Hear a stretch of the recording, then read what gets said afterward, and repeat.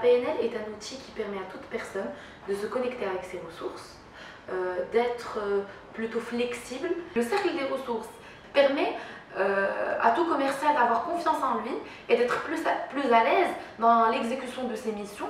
Quand on connaît le canal de communication de notre interlocuteur, cela facilite le rapport, ça facilite la synchronisation et ça crée automatiquement un climat de confiance.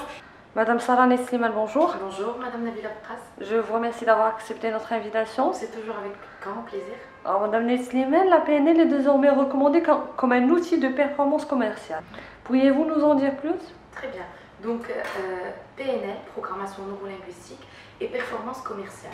La PNL est un outil qui permet à toute personne de se connecter avec ses ressources, d'être plutôt flexible. Le commercial doit être en pleine possession de ses ressources, doit avoir le courage, doit avoir l'audace, doit avoir plusieurs d'autres qualités qu'on connaît sur les commerciaux. Comment les commerciaux peuvent-ils utiliser les outils de la PNL pour mieux vendre les produits de l'entreprise? Très bien. Donc, commençons par exemple par le cercle de l'excellence, dont on avait parlé lors d'une intervention précédente. Donc, le cercle de l'excellence est une technique qui permet à toute personne, mis à part les commerciaux, de se connecter avec ses ressources, donc d'activer ses ressources. Donc, le cercle des ressources permet à tout commercial d'avoir confiance en lui et d'être plus à l'aise dans l'exécution de ses missions et donc vendre plus automatiquement. Donc ça impacte ses prestations de manière positive. Mis à part le cercle de l'excellence, la PNL comme étant un outil de communication, comme j'avais cité lors de la question précédente, le rapport et la synchronisation permettent de créer un climat de confiance. Même dans les entretiens d'embauche par exemple, lorsque cela est recommandé. Même pour les commerciaux, cela est recommandé. Dans la mesure où, quand on se synchronise avec notre interlocuteur, on adopte la même posture que lui. Certes, on garde notre authenticité, mais on adopte la même posture que lui. On essaye de répéter quelques prédicats qu'il évoque lors de son dialogue ou lors de son discours. On essaye de connaître sur quel mode il communique, s'il est visuel, s'il est auditif, s'il est kinesthésique.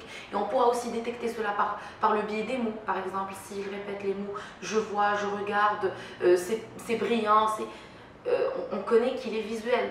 S'il est auditif, ça va vous dire ça sonne, donc vous allez connaître qu'il est auditif. S'il est kinesthésique, il va plus parler sensation, sentiment, je sens que l'atmosphère. Et donc automatiquement, quand on connaît le canal de communication de notre interlocuteur, cela facilite le rapport, ça facilite la synchronisation et ça crée automatiquement un climat de confiance. Et donc le client est prédisposé à vous écouter, à vous entendre et bien évidemment, vous pourrez le convaincre par la suite avec vos produits ou vos services que vous lui présentez.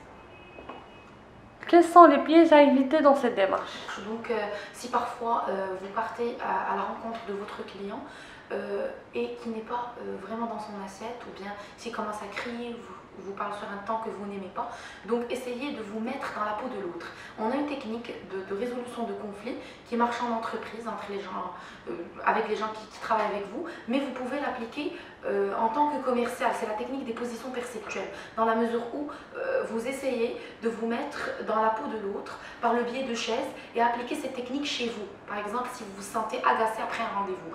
Donc, mettez-vous dans la peau de l'autre, vous passez par le P1 qui est vous, donc vous essayez de vivre vos sensations et par la suite, vous passez vers le P2 et vous changez de chaise.